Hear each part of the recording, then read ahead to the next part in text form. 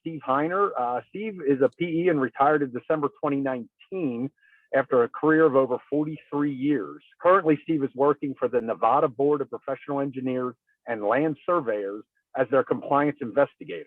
He also has his own consulting firm, LS Hiner Consulting, that was formed in January of 2020.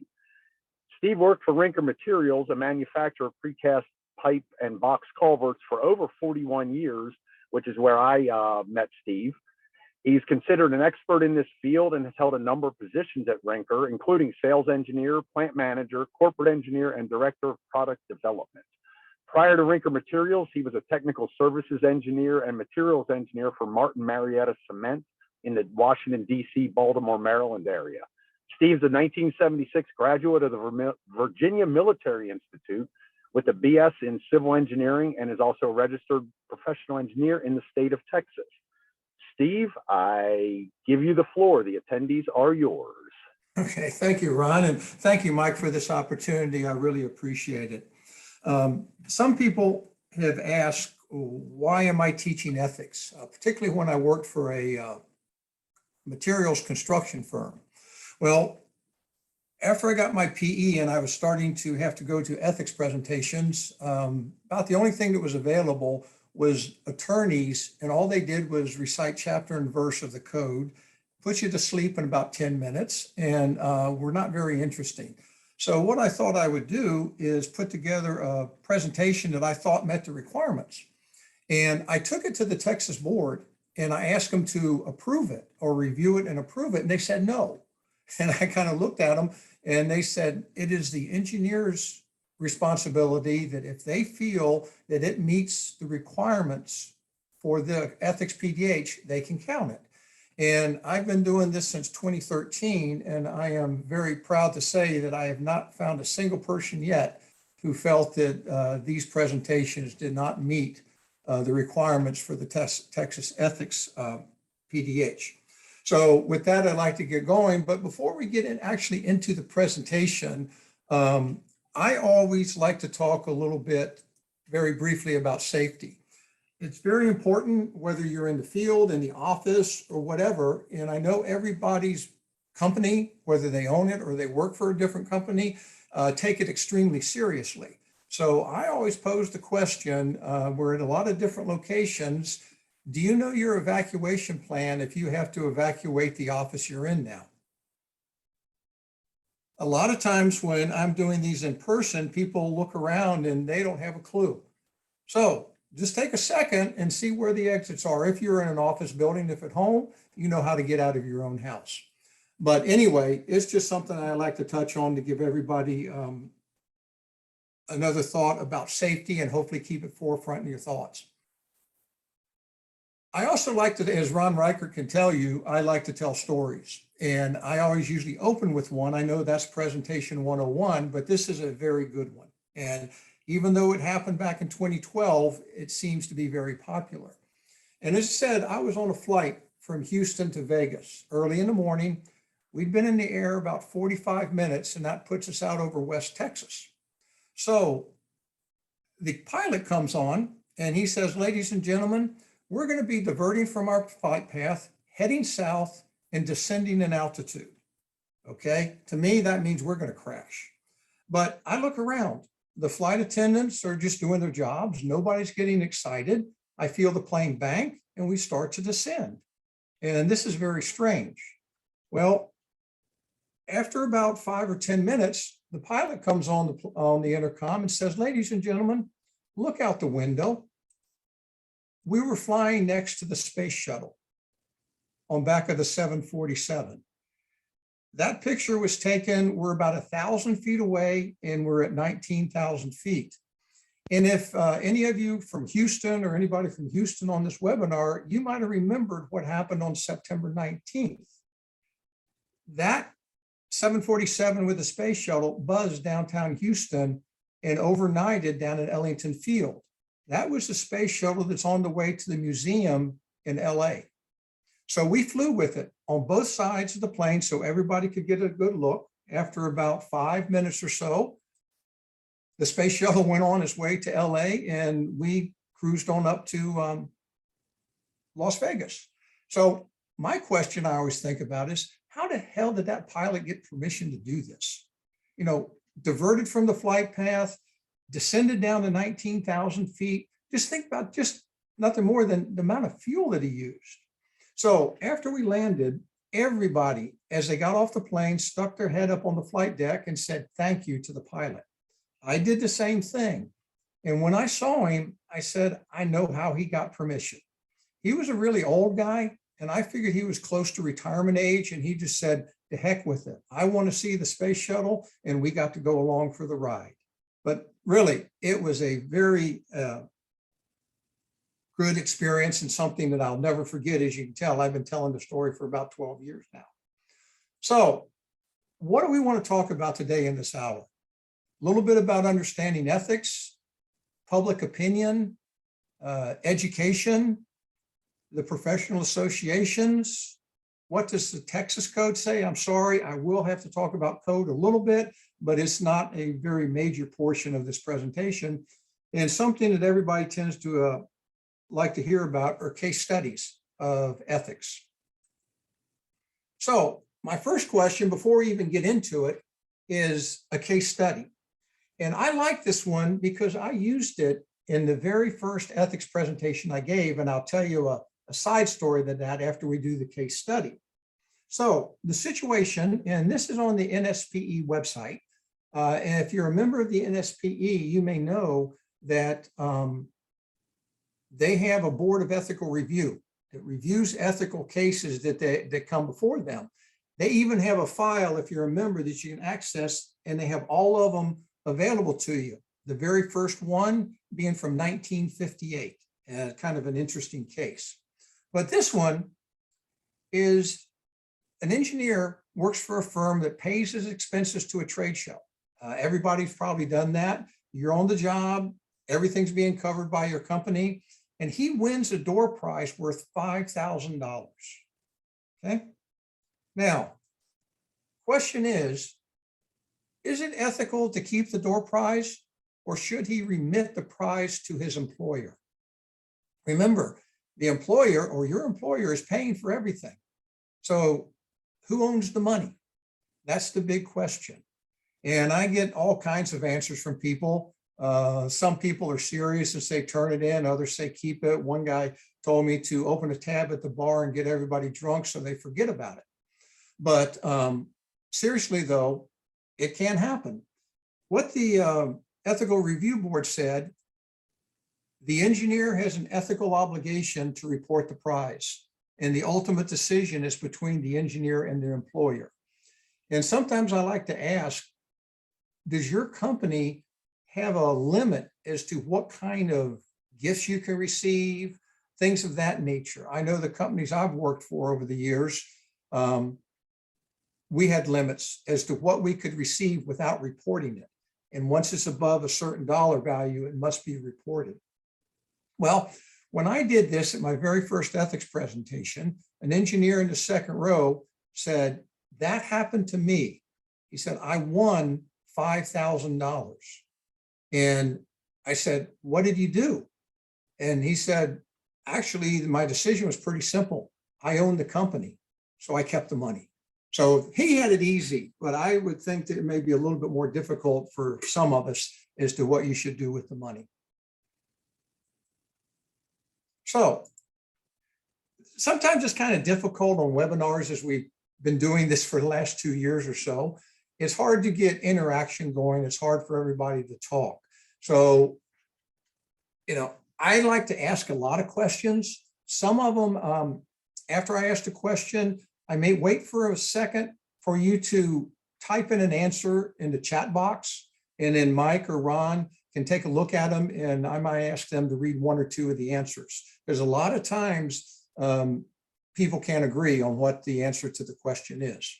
So what is ethics? Well, if you look at the general definition, and it kind of falls into cover just about every type of profession or situation, you can see what it says. I'm not going to spend a lot of time reading the slides or what's on the slides.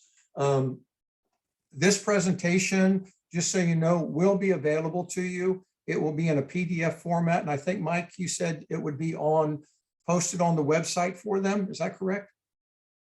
We'll be emailing that to them directly. Okay, so everybody will receive a PDF of this, PDF, excuse me, file of this presentation.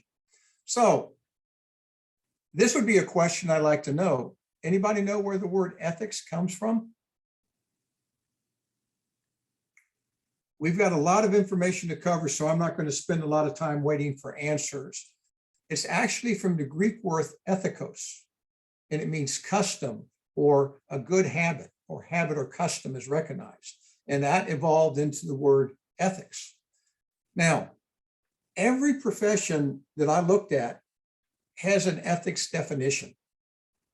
They all basically, if you look at them, compare them side by side, say the same thing, but slightly different wording. You have one for business. Everybody talks about the ethics of the medical profession. Now, I did try to find one for legal, but I couldn't. I didn't think it existed, but actually it does. Again, it basically says the same thing that we talk about for all the other professions. And of course, there's one for engineering. And again, there are various engineering ethics definitions, but in actuality, they're all basically saying the same thing. Now, with regards to, we talked about the PDH credits and all, I always like to question, anybody know how many states currently require an ethics PDH to maintain your license? Why don't you, if anybody wants to take a guess, type it into the chat box if you would, please. But, and I also like to ask, how many of you have dual license? And a number of states do require ethics. I know our chief engineer, when I worked, he had 11 of them. And I did meet an engineer one time who had 35 PE license. That had to be a nightmare. Did anybody type in an answer, Mike? Yes, we've got, looks like 3 answers. One guess was 50, one guess was 25, and the last guess was 20. Oh, okay. Actually, it's 15. The states marked in yellow are the states that require an ethics PDH. Some of them require 1, some of them require 2. It seems like states either go with a 1-year renewal or a 2-year renewal. And what's interesting, when I started this in 2013, there were only 6 states that required an ethics PDH.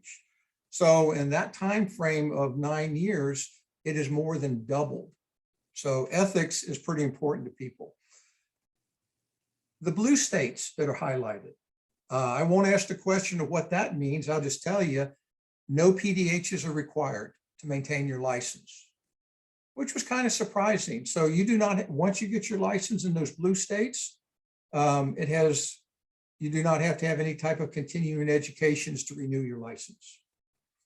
Now, I also do this for land surveyors, and they're required to have ethics. But what's kind of interesting, same number of states, 15, but it's always not the same states as for your PE or for professional engineers. I did a quick survey of the states, and you can see Florida, it's required for PEs, but not for land surveyors.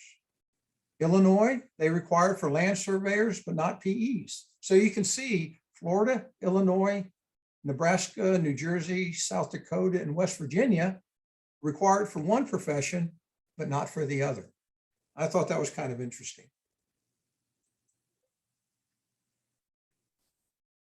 Now, to continue on this for just a second, anybody know what the definition, the formal definition of a PDH is? I know it's a professional development hour, but what does it actually mean? Well, it's defined as what they call 1 contact hour, which is actually 50 minutes of instruction. So a PDH, professional development hour, isn't really 1 full hour. It's just a maximum or a minimum of 50 minutes of presentation. A lot of people use CEU and PDH interchangeably. Are they the same thing? Actually, no. A CEU is defined as 10 contact hours. So of course, if you get 1 CDU, you have 10 PDHs. And how is it defined for engineers? Basically, an activity that is technical in nature and pertains to the engineer's license. It doesn't solely have to be technical. As a lot of states say, and Texas is one of them, as long as it benefits you in your job responsibility, you may count it as a PDH. So what wording some other states use is technical, ethical, or managerial in content counts as a PDH. And what about in Texas? And this is right out of the code, 15 if you go back to college per semester hour. If you're on the quarter hour system, 10. They actually in Texas allow you to count your preparation time if you're the presenter. One for each hour that you work putting your presentation together. Authoring a paper, article, or book is worth 10. Self-study, 1 per hour with a maximum of 5 per year. So you are limited to only 5 self-study PDHs a year. Attendance, it's something similar to this, seminar, workshop, or conference, 1 per hour. If you're active in professional or technical organizations, you may count 2 PDHs per year per organization. So if you're in several organizations, you can get that number times 2 for your PDH credit. Patents, if you receive a patent, it's 10. Passing the NCEES exam is 15. But here's what kills me. When I was doing a lot of presentations and all, you only get to count it once per year. So if I did ethics 5 times in a year, I could only count it as 1 PDH. Now, how do you think the public perceives engineers? Do you think they think we're very honest and ethical? What's their perception or the public opinion of how they see the engineering profession? Well, that's kind of interesting. There was a survey done by a group called the McKinley Advisors, and they asked a group of people, 500, what are the first 3 words that come to your mind when you think of engineers? And what they did is they took the response, and the more people use this one particular word, the larger the font they used. So you can see they thought we're smart, technical, educated, intelligent, professional. The one I kind of like the best, though, is hard to see. I'm sorry, it's a little boy, nerdy. And it's a lot, there are not a lot, but several of the 500 thought engineers were nerdy. But anyway, I'll take credit where I can get it. Now, everybody has heard of Gallup polls before.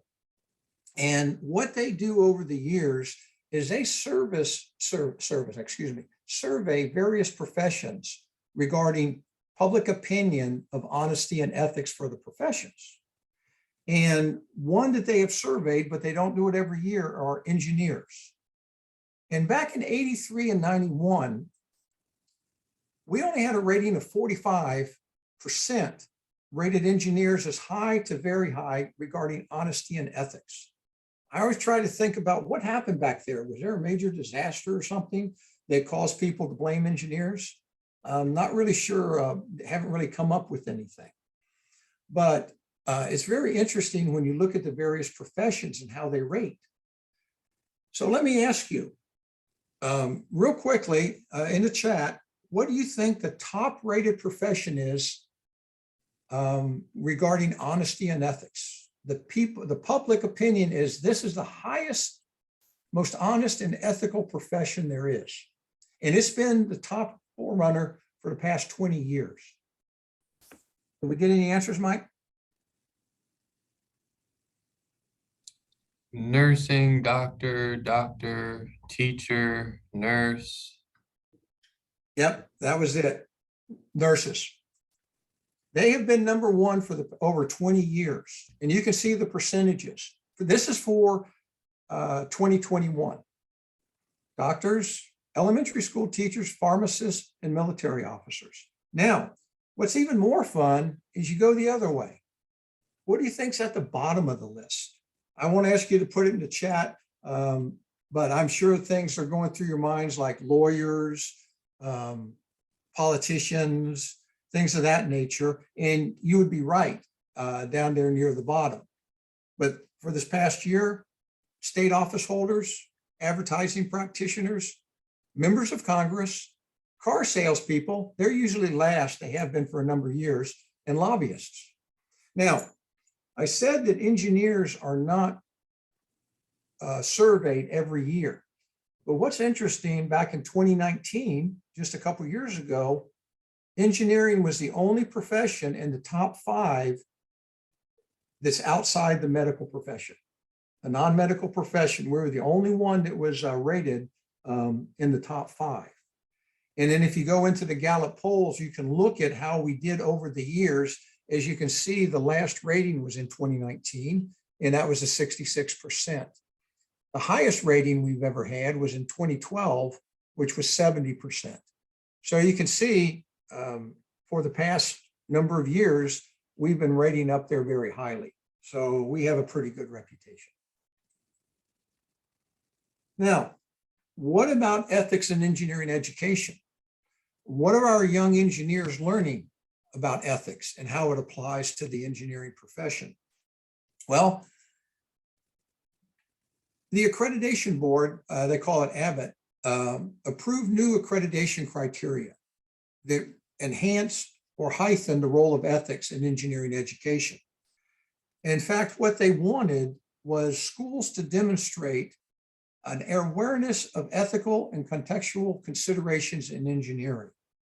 And how they expected the schools to do that was through several different methods: mandatory ethics classes, electives, or including discussions in standard courses, all of which they would accept as teaching ethical awareness. Now, this could start a fight if we were in a room. I'm asking, what are the top 3 engineering schools in Texas? Anybody want to think who was number 1 last year?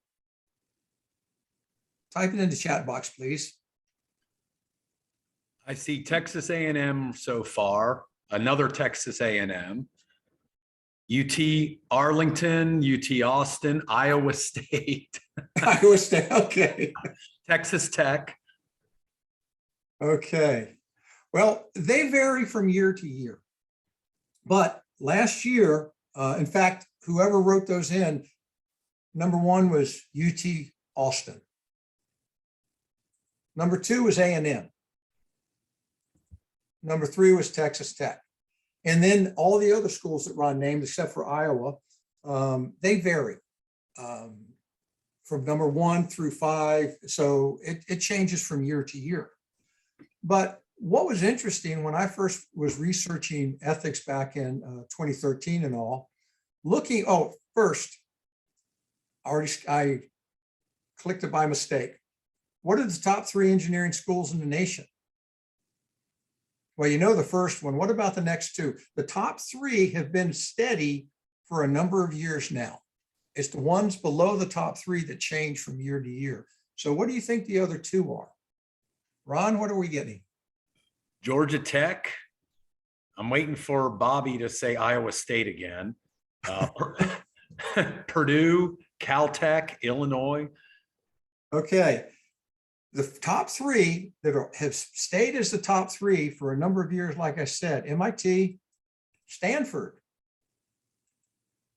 UC Berkeley. Those have been the top. The various ones plus others, Baylor, UTA, all of those have been in the rankings. But these 3 have stayed at the very top. So, like I said earlier, I'd forgotten about that slide there.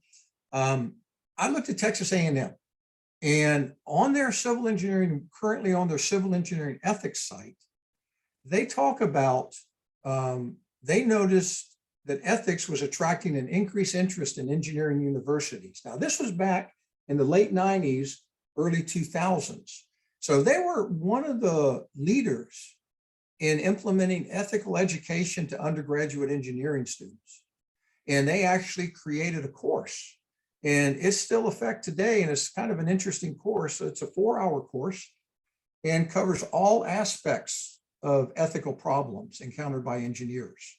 So they have been, and they continue to be, one of the leaders in ethics within the engineering education. UTA, they used to have an ethics pledge that you would sign if you were in the engineering program. But in their handbook now, they expect complete honesty. As it says, it's interesting to see that industry experience has seen businesses and projects fail due to dishonesty and poor ethical behavior, or either of individuals or the company. So they reference cheating, plagiarism, collusion, things of that nature, but not limited just to those three.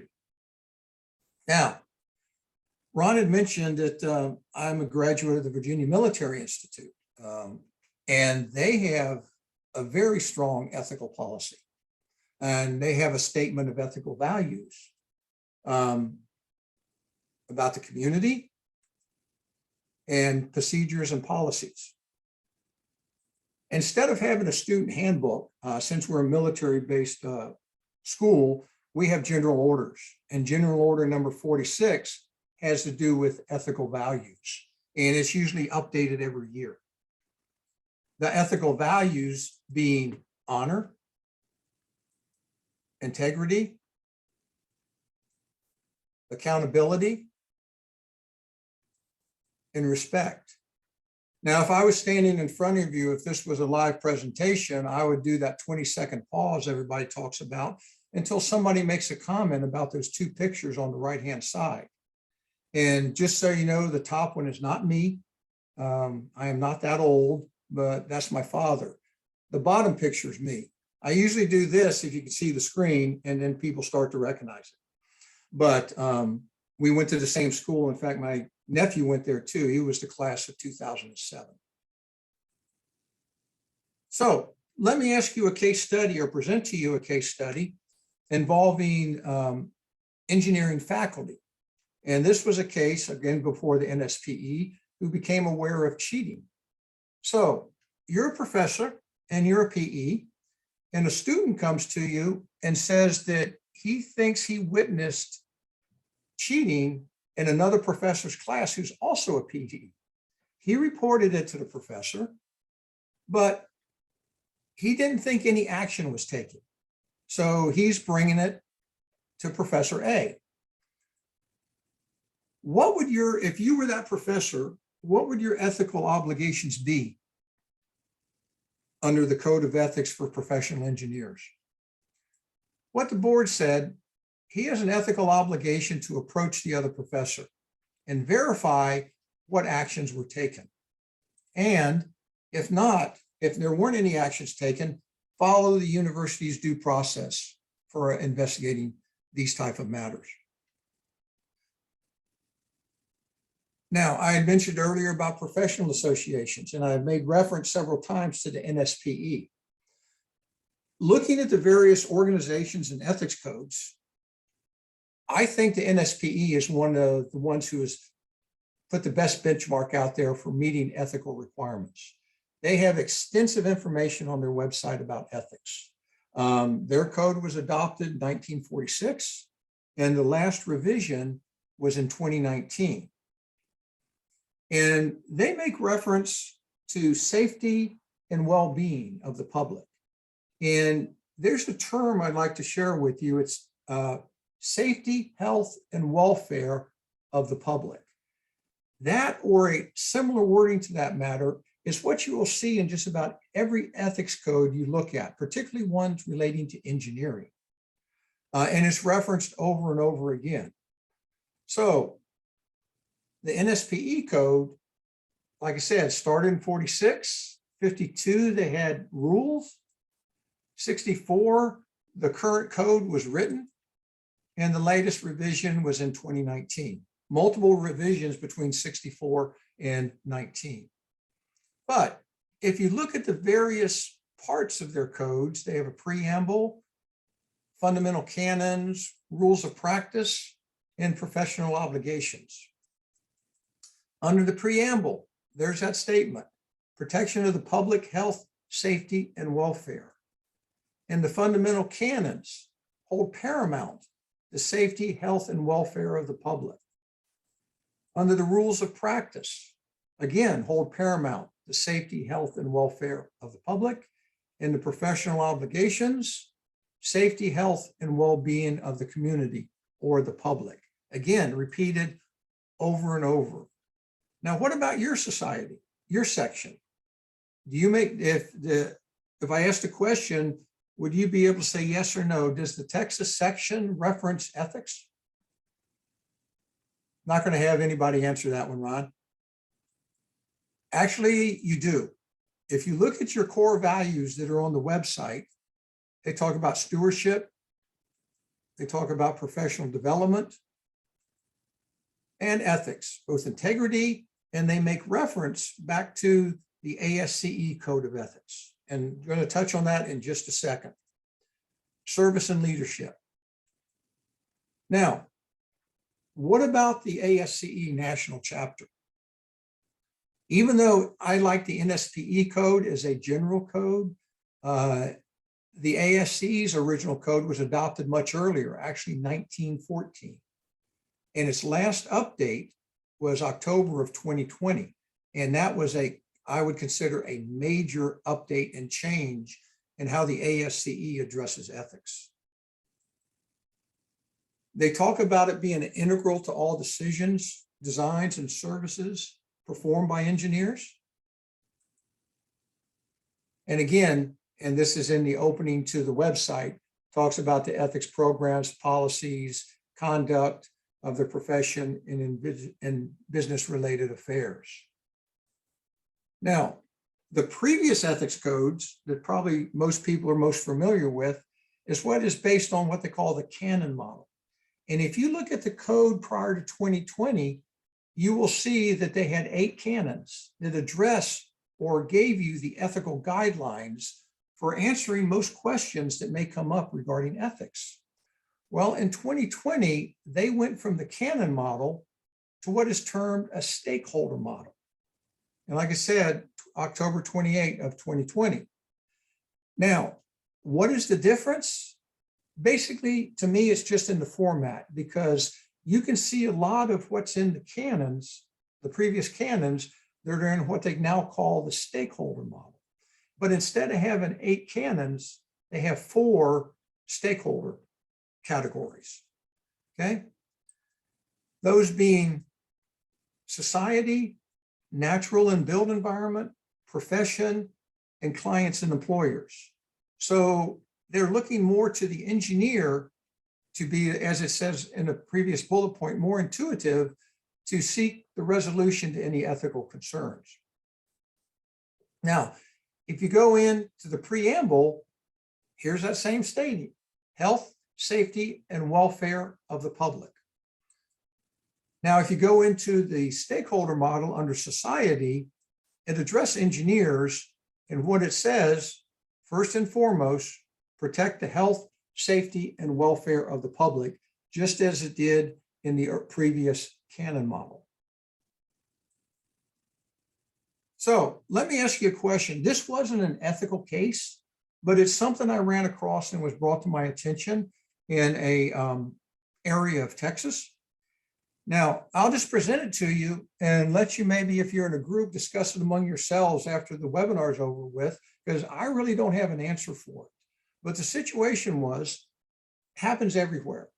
Area has multiple residential and commercial projects about to begin. You see the construction signs posted. Job hasn't started, but the sign lists the owner and the design engineer for the project. Another engineer sees these signs and approaches the owner, claiming he can redesign the project and save substantial money while still being in full compliance with the specifications. So instead of getting the Mercedes the owner may have wanted, he'll get something like a Yugo or something like that. But anyway, my question, is this ethical? That engineer who went after the fact to the owner didn't participate in the bidding process for the work. or any of that that takes time and money. He waits till after it's all done to go see if he can undercut the engineer. There's part of an ethics policy, NSPE, that says shall not compete unfairly with others. Do you think this would be termed unfair competition?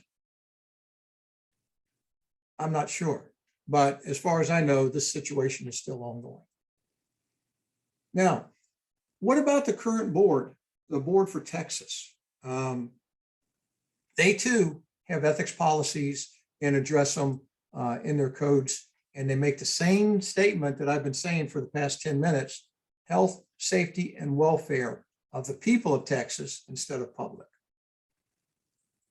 Now, a little bit about the board. I thought these were some interesting numbers.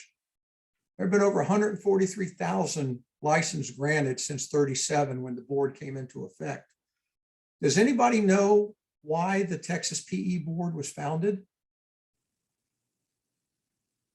It had to do with the New London school disaster back in 1937. That's when the school blew up and there were over 300 people were killed, students mainly, and it was due to faulty engineering. So after that disaster, what it was a natural gas line leaked in the crawl space underneath the school, and there was a spark and it blew up. Because of that, that's why the Texas Board of Engineers was formed. There's another side to that. If you read into a study of the school disaster, prior to the disaster, you could never detect a natural gas leak because natural gas is odorless. You now smell that rotten egg odor. Because of this disaster, they started adding what's called mercaptan. That's the chemical that gives the rotten egg odor to natural gas so you can smell it. It has nothing to do with ethics, but I just find trivia interesting. There are approximately 70,000 current PE licenses and over 11,000 engineering firms. In Nevada, where I work with the board, we only have about 13,000 engineers licensed and only about, I'm not sure of the number of firms. Surveyors, 68, granted license since 55. Approximately only 2,800 here in Texas are currently registered, and only about 1,300 surveying firms. When I was doing some research for surveying ethics, I found that there are more surveyors leaving the profession every year than are coming into the profession. So the number of surveyors, if you're working a project and you're having trouble finding a surveyor that can do a job for you, it's because the numbers keep dropping all over the country. Now, I talked about boring codes and regulations, but we do have to talk about them for just a little bit.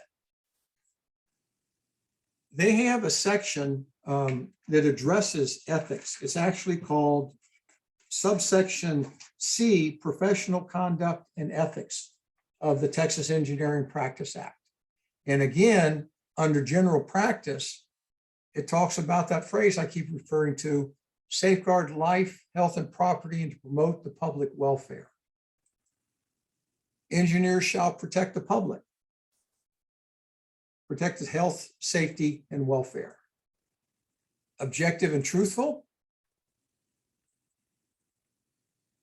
Engineers' action shall be competent. Only of your areas of competency do you practice in. Confidentiality of clients.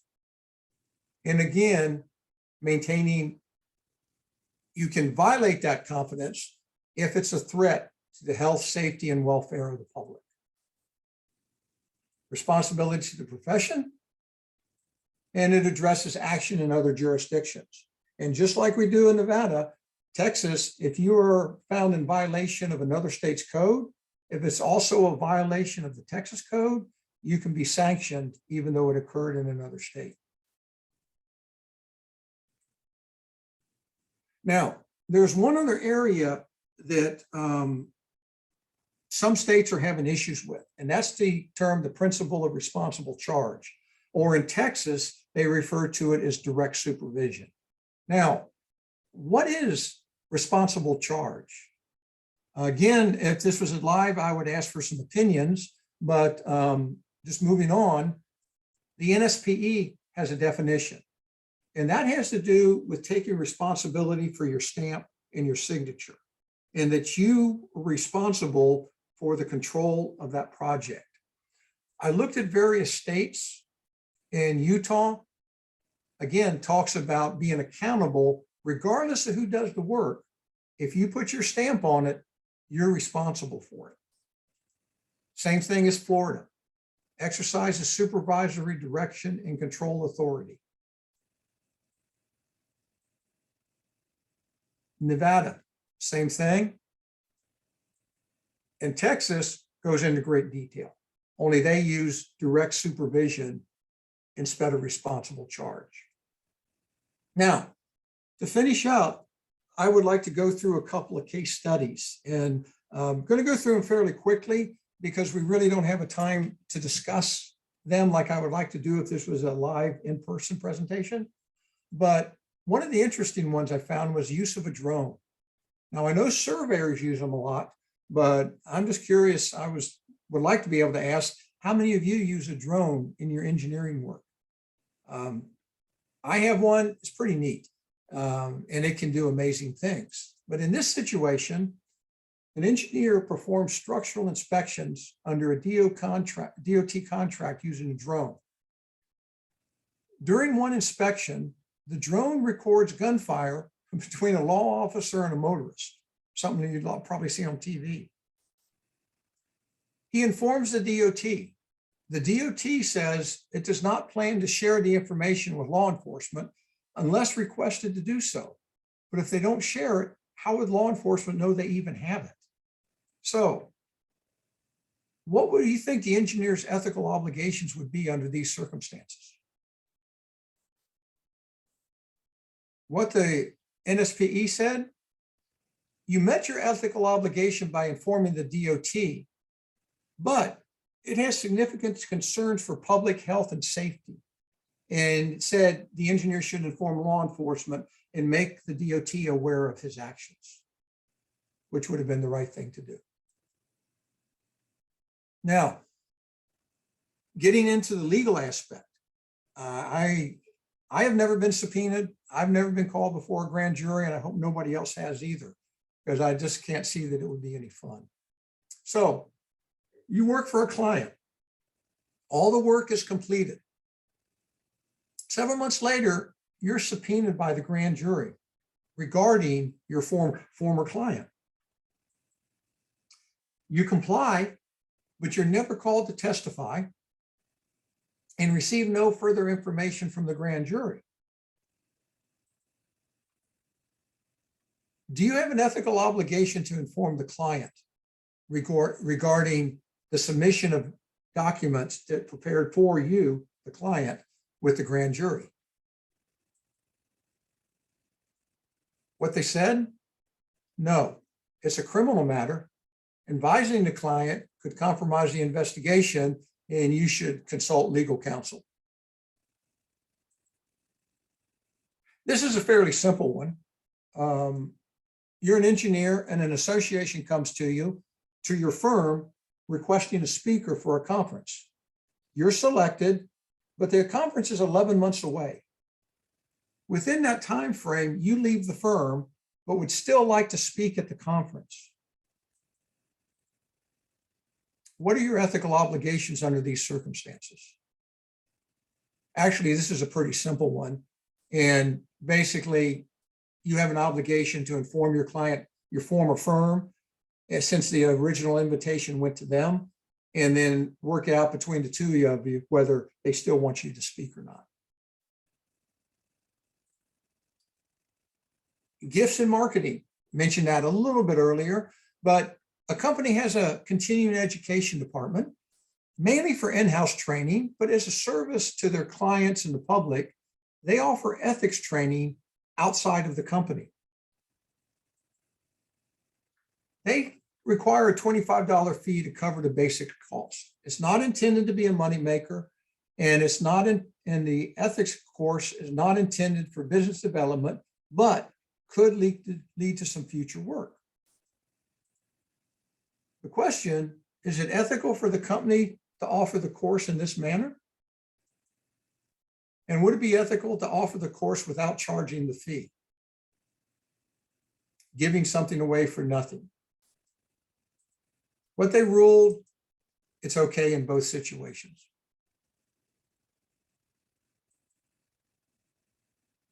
Getting to something a little bit more applicable, an employee maintains records or copies of all the work that he signed and sealed for his personal records, claiming personal and professional liability. He leaves the firm, and the firm demands he returns the copies, claiming it's the work product of the firm. He refuses, claiming he has a right to copies of his own work. This is one that usually has a lot of discussion to it if we were live. Was it ethical to refuse to return the copies? Actually says it was unethical for him to refuse. And he should have discussed and negotiated terms and conditions when he left. And this is the NSPE said the firm has proprietary rights and interests that should be respected by the employee. Don't know whether you agree with that or not. Another one about verification of your employment. After 12 years, you leave the firm and come back and later come back and ask for employee verification for a license application. Your former employer refuses, stating you left with no advance notice. In this case, he literally walked in the office, said, I quit, turned around and walked out. Promised to follow up on several things that he never did, and they felt he at least owed them the courtesy. Were the actions of the employee and the firm ethical? The outcome, it was unethical for the employee to fail to provide timely and sufficient notice. And it was unethical for the firm to withhold the employment verification. So they felt that both of them were at fault. Now, this has totally nothing to do with ethics, but it's a question I like to ask just to see what people say. Anybody see anything wrong with that picture on the left? Most people say, yes, there's a flag flying above the American flag, and that's not right. Does everybody agree with that? Well, that is correct, because if you look at the United States Code, it basically states no flag or pennant shall be placed above or if on the same level to the right of the flag of the United States. And, you know, everybody said there's an exception to every rule, and that's also the case here, except during church services conducted by a Navy chaplain at sea, when the church pennant may be flown above the flag during the church services for the personnel of the Navy. I don't know where I find this trivia, but sometimes it's kind of interesting. So yes, there are cases where a flag may be flown above the US flag. And then staying with the military concept, you're an engineer in the reserves and you're mobilized. Your duties will be as an engineer in the reserves and expected to use your civilian skills. You are subjected to the Uniform Code of Military Justice, which exempts you from civil liability. But the engineer feels his professional and ethical obligations still apply. Do you still have an ethical obligation under the Code of Ethics as a member of the US military?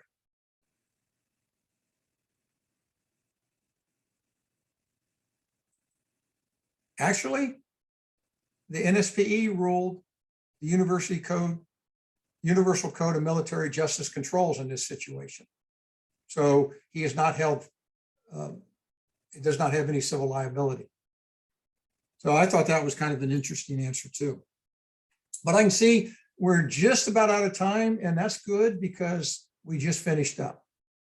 So I always like to say, doing the right thing doesn't automatically bring success, but compromising ethics almost always leads to failure. Kind of true in a number of situations I've seen. With that, I'd like to thank you for the time. Mike, I'm done. If there's any closing comments you or Ron have to make, the floor is now yours. Steve, we actually have a couple minutes if anybody wants to ask a question, if that's cool with you. We have Sure, about I'm 5 fine. minutes left. If anybody has any questions, put them into the chat box or the Q&A box, please. There was one earlier. The question was, why are the number of surveyors dropping? Good question. I actually attended a 4-hour surveying webinar on ethics up from Ohio State. And they don't really know, but if you have any teenagers that want to look into a technical profession or a professional profession, there are companies that pay for your schooling if you promise to go to work for them after you graduate in surveying. They are students getting job offers 2 years before they graduate. There are just not enough people getting into the surveying profession. And I can't see why. I do not know. I don't know if anybody has any opinions on that or not. Anybody else with the question?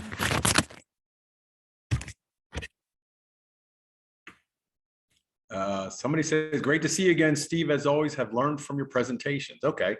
That's just pumping you up a little bit. That's not a question.